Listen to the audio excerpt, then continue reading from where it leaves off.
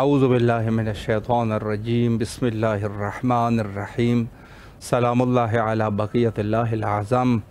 इमाम हुसैन अलैहिस्सलाम टीवी से प्रोग्राम मारिफ़त मुंतज़र अजलल्लाहु ताला फ़रजहुश शरीफ आप इस वक्त मुलाहिज़ा फ़रमा रहे हैं और गुफ्तगू का सिलसिला चूँकि माह मुहर्रमुल हराम है, आयाम अज़ा है, तो इसी उन्वान से हमने आज़ादारी हज़रत सैयद शुहदा अलैहिस्सलातु वस्सलाम और वक्त के इमाम हज़रत बक़ियतिल्लाहिल आज़म इमाम ज़माना अजलल्लाहु ताला फ़रजहुश शरीफ के उन्वान से गुफ्तगू का सिलसिला रखा है और यकम मुहर्रम से लेकर अभी तक गुफ्तगू इसी उन्वान से हम कर रहे हैं। कुछ अराइज़ बंदे हकीर ने आपकी खिदमत में पेश किए और काफ़ी सारे मतालिब उलमा से भी आपने सुने।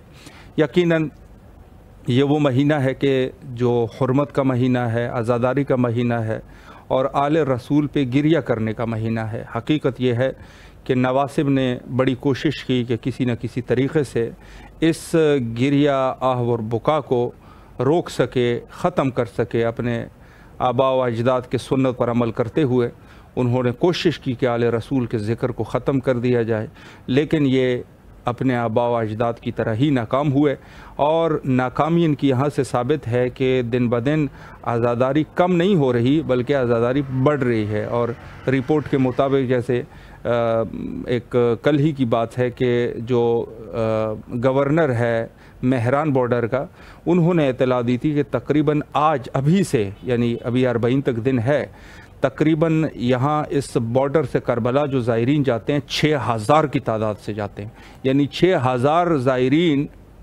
वो इस बॉर्डर से रोज़ाना की बुनियाद पे गुज़रते हैं, करबला मुक़द्दसा यहाँ तशरीफ़ लाते हैं ज़ियारत सैयद शुहदा अलैहिस्सलाम की नीयत से।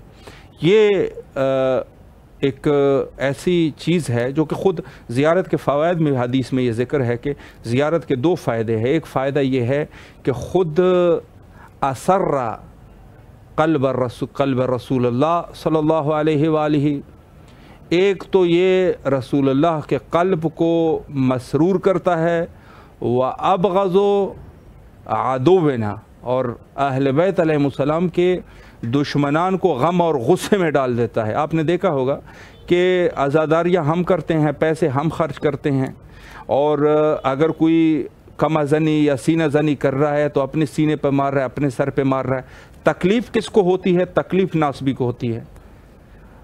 पैसा हम खर्च कर रहे हैं, सबीले हम लगा रहे हैं, खाना मोमिनीन दे रहे हैं नियाज के तौर पे सैयद शुहदा अलैहिस्सलाम के, तकलीफ़ इसको होती है। तो ये 2 फ़वाइद है इसके हकीकत जो इमाम सादिक़ अलैहिस्सलातु वस्सलाम के हदीस में वारिद है, असर्रा क़ल्ब रसूलुल्लाह व अबग़ज़ा अदुव्वना, यानी अदुव्व अहले बैत अलैहिमुस्सलाम, यानी ख़ुद दुश्मनान अहले बैत को गम में डाल देना, गज़ब कर देना, नाराहती लेके आना, ये दर हकीकत सवाब है। और ज़ियारत इमाम हुसैन अलैहिस्सलाम यानी आज़ादारी और ज़ियारत दोनों चीज़, यानी ख़ुद सैयद शुहदा अलैहिस्सलाम कि जहाँ पर ज़ियारत के लिए लोग आते हैं तो एक रसूलुल्लाह के क़ल्ब नाज़नीन को मसरूर कर देता है, और दूसरी क्या चीज़ है, उनके दुश्मनों को गम और गुस्से में डाल देता है। मुफ्त आ रहा है ये शख्स 3 लाख 4 लाख रुपया लगा के करबला की ज़ियारत के लिए आ रहा है, तकलीफ़ नासबी को हो रही है। फ़ायदा है कि दुश्मन अहले बैत को अज़ियत कर देना, ये इस तरीक़े से जैसे ज़ियारत के लिए आ रहे हैं तो ये जो है वो भी सवाब में शुमार होता है। आज इंशाअल्लाह आज़ादारी के उन्वान से गुफ्तगू करेंगे हमारे मुअज़्ज़ज़ मेहमान आली जनाब इज़्ज़त माब हुज्जतुल इस्लाम वल मुस्लिमीन मौलाना हयात अब्बास अन-नजफ़ी क़िबला हमारे साथ महवे गुफ्तगू रहेंगे और खुशबख्ताना राब्ता भी कायम हो चुका है। अस्सलामु अलैकुम व रहमतुल्लाहि व बरकातुहू। वालेकुम अस्सलाम व रहमतुल्लाहि व बरकातुहू। मैं आपकी खिदमत में और इमाम हुसैन टेलीविज़न के तमाम सामीन और नाज़रीन की खिदमत में सलाम पेश करता हूँ। अलैकुम सलाम। अलैकुम सलाम। और ताज़ियत पेश करता हूँ गमे सैयद शुहदा के हवाले से। अज़मल्लाहु जोरकुम। खुदावंद आलम हम सबको आज़ादाराने सैयद शुहदा में शुमार फरमाए, और जब उनके बेटे इमाम अल असर तशरीफ़ लाएँ, अल्लाह हमें तौफीक दे कि हम उनके साथ انتقام امام حسین کے لیے ان کا ساتھ دے سکے۔ الہ آمین، الہ آمین۔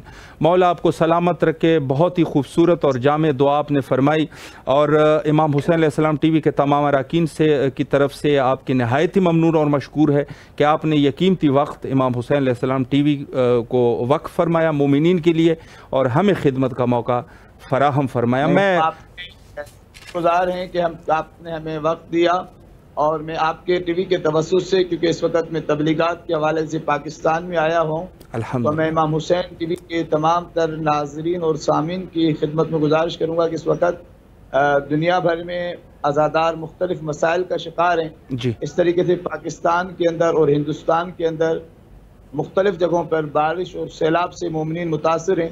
جو لوگ مقامات مقدسہ پہ موجود ہیں ان کے لیے دعا کریں، اور جو ان کے قریب و جوار میں ان کے لیے کچھ کر سکتے ہیں تو مومن کے کام آ کر قلب مطہر امام زمانہ کو راضی کریں۔ بے شک، بے شک، بے شک۔ بہت ہی خوبصورت طریقے سے آپ نے آغاز کر دیا ہے، عزاداران کا تذکرہ آیا، تو چونکہ گفتگو بھی جو ہے وہ ہماری عزاداری کے عنوان سے ہیں، تو میں اسی عنوان سے آپ کی خدمت میں پہلا سوال بھی یہی کروں گا کہ پورے ملک، پورے دنیا میں عزاداری کا سلسلہ جاری ہے، اور اس کے عزاداری کے کیا اغراض اور مقاصد ہے، اس پر قبلہ اگر ایک وضاحت فرمائیں۔ میں آپ کا تھوڑا سا اس میں وقت لوں گا۔ دیکھیں، جو لوگ کہتے ہیں کہ عزاداری کا کیا فائدہ ہے، جی، عزاداری کرنے کی کیا ضرورت ہے، عزاداری نہ کریں، ان سے گزارش یہ ہے کہ عزاداری کے جتنے فائدے ہیں یہ آپ دشمن سے پوچھیں۔ اللہ جتنی اکبر، تکلیف دشمن کو ہوتی ہے، اگر عزاداری کا کوئی فائدہ نہ ہوتا جی، تو دشمن کو عزاداری سے تکلیف نہ ہوتی۔ سبحان اللہ، دنیا بھر بے کا شک، دشمن پریشان ہے، چاہے وہ کسی بھی صورت کا دشمن ہو، جی، وہ چھپا ہوا دشمن ہو یا ظاہر دشمن ہو، وہ عزاداری سے تکلیف میں ہے۔ اس کا مطلب عزاداری امام حسین علیہ السلام شہادت امام حسین کے مقصد کو پہنچانے کا بہترین ذریعہ ہے۔ بے آیت شک، اللہ محمد حسین طباطبائی جی، صاحب تفسیر میزان نے بہت بہترین جملہ لکھا جی، کہ پورے اسلام کی بقا کا سبب کربلا ہے، سبحان اور اللہ، کربلا سبحان اللہ، بقا کا سبب عزاداری امام واہ، حسین علیہ۔ بے شک، آپ دیکھیں کہ جب ثانیہ زہرا سلام اللہ علیہا شام سے رہا ہوئیں تو آپ نے دو شرطیں رکھی۔ جی، ایک شرط یہ تھی کہ ایک مکان دیا جائے جس مکان میں ہم عزاداری امام حسین کریں گے۔ دوسری اللہ شرط اکبر، یہ تھی کہ ہم یہاں سے واپس ڈائریکٹ مدینہ نہ جائیں گے، جی، بلکہ کربلا سے ہوتے ہوئے جائیں گے۔ یہ بے بی بی شک، زینب سلام اللہ علیہ نے پیغام دیا کہ کربلا کی بقا کا سبب عزاداری امام حسین بے اور شک، زیارت امام حسین علیہ السلام۔ سبحان اللہ، بے کربلا شک، کو زندہ کریں، زیارت کو زندہ کریں، عزاداری امام حسین علیہ السلام بہت اہم ہے۔ دوسری شک، چیز آپ دیکھیں، یہ لوگ کہتے ہیں، میں آپ کے چینل کے توسط سے جس کی عزاداری کے حوالے سے بہت خدمات ہیں، یہ گزارش کرنا چاہتا ہوں، لوگ کہتے ہیں کہ یہ ماتم، یہ سینہ زنی، یہ شیعوں کے لیے سزا ہے۔ جی، ہم ان سے گزارش کرتے ہیں کہ بھائی تم ہمیں اپنا دشمن سمجھتے ہو، جی، اگر یہ سزا ہمارے لیے ہوتی جی، تو تم کہتے اور کرو تاکہ تمہیں سزا زیادہ ملے۔ جی، لیکن ہم بالکل، دیکھتے ہیں، ہم عزاداری کرتے ہیں، تم اسے روکنے کی کوشش کرتے ہو۔ اس کا اللہ، مطلب عزاداری ہمارے لیے جزا ہے، تمہارے لیے اس سزا ہے، معنی میں سزا ہے واہ، کہ جب ہم سبحان اللہ، عزاداری کرتے ہیں سبحان تو اللہ، قاتل امام حسین کا پتہ چلتا ہے۔ یہ عزاداری فرق بتاتی ہے کہ آج 2022 کے اندر جینے والا شخص جی، عزاداری کر رہا ہے تو یہ امام حسین کے ساتھ ہوتا سن 61 ہجری میں، اگر یہ عزاداری کی مخالفت کر رہا ہے تو یہ سن 61 ہجری میں یزید کے ساتھ ہوتا۔ آپ دیکھیں وہی بے طریقہ، شک، بے شک، ہم پلاتے ہیں، لوگ آ کر ہمارا پانی بند کرتے ہیں، جو جی، عزاداروں کو پانی پینے نہیں دیتے، اللہ، امام حسین کو پانی پینے نہ دیتے۔ بے شک، بے شک، بالکل بجا فرمایا، بالکل ایسی ہے، یقیناً، بہت ہی، میں جی، گزارش بسم کروں گا اللہ، کہ عزاداری ہمارا موضوع عزاداری اور امام زمان عجل اللہ تعالیٰ فضل و شریف سے، جی، ہم جتنے بھی عزادار ہیں، کتنے بھی مصائب سنیں، ہم پانی روتے ہیں، آنسو بہاتے ہیں، لیکن وقت کے امام جو حجت خدا ہیں جی، یہ کہتے ہوئے نظر آتے ہیں کہ اے جد میں آپ کے اوپر آنسو پانی کے نہیں بلکہ لہو روتا ہوں۔ اللہ یعنی اکبر، واقعا امام حسین علیہ السلام کے مصائب کی شدت یہ ہے کہ یہ چوتھے امام کے ایام ہیں، کیونکہ تو ہم یہ گزارش کریں کہ اگر امام سجاد نے ان مشاہد کو اپنی آنکھوں سے دیکھا تو وہ بھی لہور ہوئے، اور امام زمانہ اللہ تعالیٰ فرجہ شریف جو کہ بصیرت کی آنکھوں سے ان چیزوں کا مشاہدہ کر رہے ہیں، کیونکہ آپ میں خون امام حسین ہے، اسی لیے آپ بھی لہور ہوتے ہیں۔ ہم جتنی بھی عزاداری کرنے امام حسین علیہ السلام کے مصائب کا حق ادا نہیں ہو سکتا، ان کی قربانی کا حق ادا نہیں ہو سکتا، چاہے ہم 2.25 مہینے عزاداری کریں، چاہے ہم 10 دن عزاداری کریں، چاہے ہم چہلم تک عزاداری کریں، لیکن امام حسین کی عزاداری کر کر ہم یہ ثابت کرتے ہیں اور یہ پیغام دیتے ہیں کہ ہم اگر کربلا میں ہوتے تو سرکار سید الشہداء کے ساتھ ہوتے۔ بے شک بے شک، بہت خوبصورت طریقے سے قبلہ آپ نے وضاحت فرمائی۔ میں یہاں پر ایک سوال کرنا چاہوں گا، اور یہ میں نے علماء ہند کے سامنے بھی یہ سوال رکھ دیا تھا اور آپ کی خدمت میں بھی پیش کرنا چاہوں گا کہ عزاداری جہاں پر ہوتی ہے، ظاہراً کہ ائمہ اطہار علیہ السلام عرب میں رہے یا سرزمین فارس پر حضرت امام رضا علیہ السلام تشریف لائے، تو وہاں پر شیعیت اگر پہلی ہے، یعنی شیعیت کی ترویج ہوئی ہے، تو کوئی بعید نہیں ہے، یہ ہونا بھی چاہیے تھا۔ لیکن پاک و ہند میں ظاہر ہے کہ کوئی امام تشریف نہیں لائے، تو آپ کے خیال میں، آپ کی نظر میں کیا عزاداری سے دین کی ترویج ہوتی ہے؟ اس پر بھی اگر ایک وضاحت ہو جائے۔ یعنی واقعاً جو لوگ یہ سمجھتے ہیں کہ عزاداری سے دین کی ترویج نہیں ہوتی، نہ وہ عزاداری سے واقف ہیں، نہ وہ دین سے واقف ہیں۔ بے شک، جیسے آپ نے کہا کہ پاک و ہند میں عزاداری جو بپا ہوئی ہے وہ دین کی وجہ سے ہوئی۔ دین عزاداری آج جو تشیع موجود ہے وہ دین کی وجہ سے۔ آپ پاک و ہند کی طرف، تاریخ کی طرف جب جائیں تو یہاں پر جتنا بھی پیغام پہنچایا ہے وہ اولیاء اللہ نے پہنچایا ہے۔ ہمارا سلام ہو وقت کے فقہا پر، ہمارا سلام ہو علماء پر، ہمارا سلام ہو مراجع پر۔ لیکن اگر پاک و ہند کی تاریخ کو دیکھا جائے، جس کے لیے آسان لفظ میں استعمال کروں، ہند اور سندھ کی تواریخ دیکھا جائے، یعنی ہند اور سندھ کی تاریخ کو دیکھا جائے، کیونکہ یہ جو تقسیم ہوئی، یہ جو بارڈر بنا، یہ 1947 میں بنا۔ اس سے پہلے جو روایات لفظ استعمال ہوتا تھا وہ یا سندھ ہوتا تھا یا ہند ہوتا تھا، ٹھیک ہے؟ جہاں جی دونوں علاقوں کے لیے دونوں لفظ استعمال ہوتے تھے۔ جیسے کوفہ اور بصرہ کے لیے عراقین لفظ استعمال ہوتا تھا، یعنی کوفہ بھی عراق، بصرہ بھی عراق، ایسے اور سندھ دونوں علاقوں پہ تطبیق ہوتی تھی۔ یہاں پر ابھی ہم اس موضوع میں نہیں جائیں گے کہ سندھ کی کتنی حدیں تھیں، آج کتنی حدیں کم ہو گئیں، تب زیادہ تھیں، اس موضوع پہ نہیں جائیں گے۔ آپ ابھی بھی مشاہدہ کر لیں کہ وہی زبان سندھی جو تھر پار کر بولی جاتی ہے، وہی زبان راجستھان میں بولی جاتی ہے۔ جی بالکل ایسی ہے۔ تھر کا ہندو بھی عزاداری کرتا ہے، راجستھان کا ہندو بھی عزاداری کرتا ہے، میرپور خاص کا ہندو بھی عزاداری کرتا ہے، خیرپور کا ہندو بھی عزاداری کرتا ہے، اس میں کوئی شک نہیں۔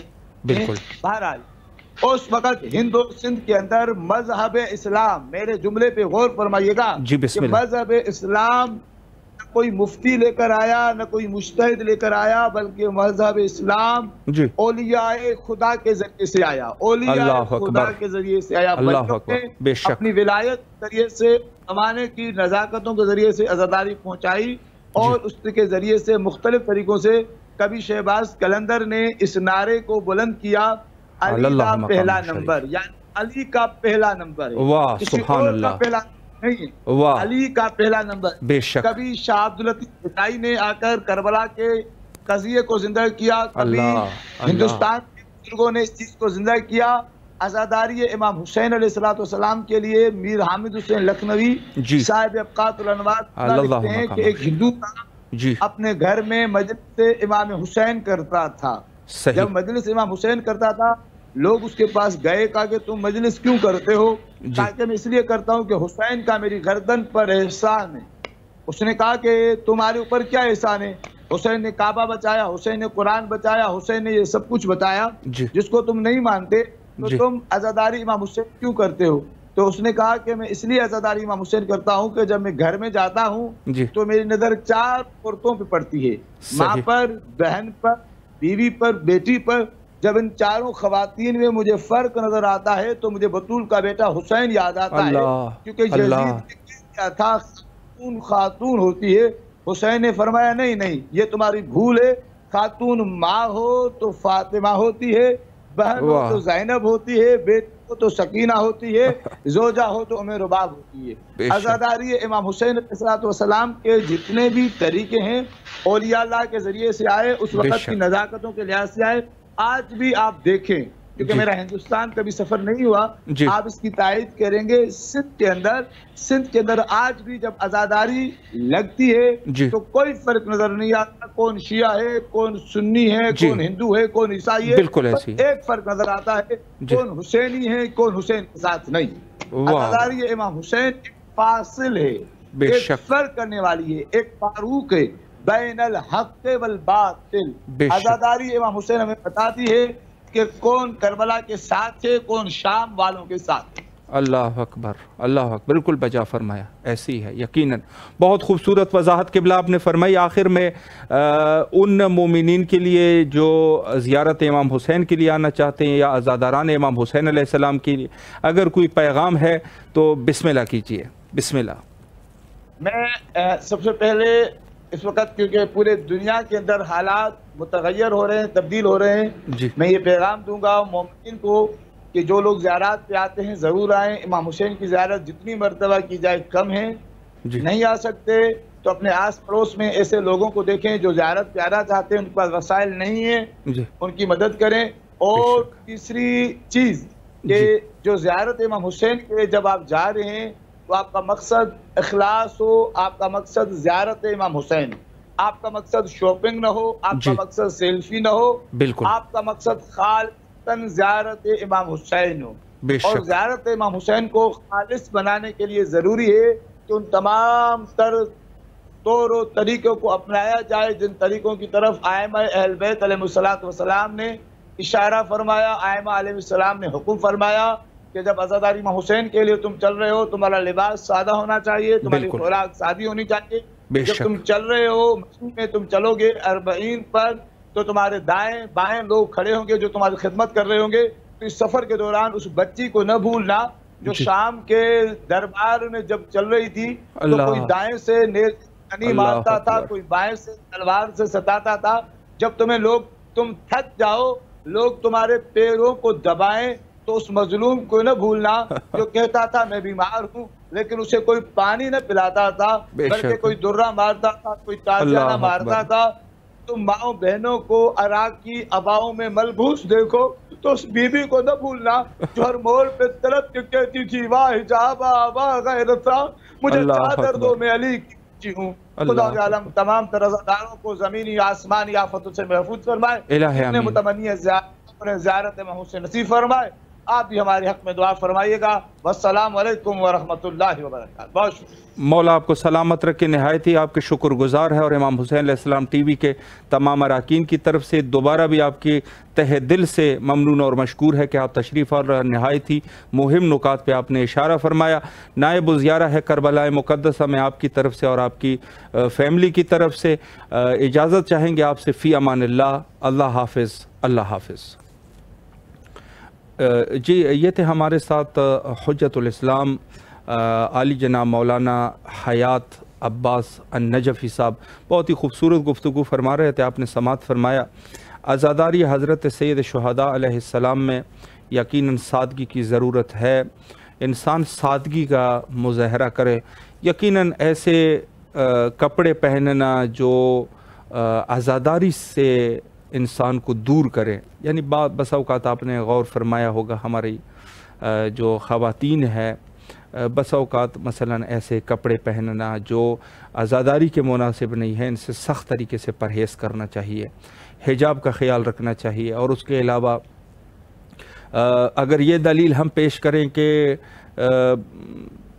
حجاب جو ہے وہ ضرورت نہیں ہے عزاداری میں، تو میں عرض کروں کہ یہ اس دور کے مناسبت سے یقیناً جو ہے وہ مناسب نہیں ہے۔ البتہ عزا خانے کے اندر خواتین کے وہاں پر فضا میں وہ ضرورت نہیں ہوتی، لیکن شرعی حجاب جو ہے روڈوں پہ اور یہاں پہ یہ آنا چاہیے، حجاب کرنا چاہیے۔ اور اس کے علاوہ خود جو ہے بعض اس قسم کی ویڈیوز کو شیئر کرنا، دیکھیں شرعی مسائل ہے اور فقہا کے اقوال موجود ہے۔ اگر کوئی خاتون حتی نوحہ بھی پڑھ رہی ہے اور وہ کسی نامحرم کے کان کو ٹکرا رہی ہے، اور اس سے خدا نخواستہ سب لوگ ایک طرح کے نہیں ہوتے، دشمنان اہل بیت بھی ہوتے ہیں، جو خوبداران اہل بیت ہے وہ تو یقیناً اس قسم کا خیال بھی نہیں کرتے، لیکن بعض جو ہے جیسے دشمنان اہل بیت ہے، تو اس قسم کے جو ہے مذہب کا خیال رکھنا چاہیے، اس چیزوں سے مذہب کی بدنامی ہوتی ہے۔ بعض ایسے عناصر ہے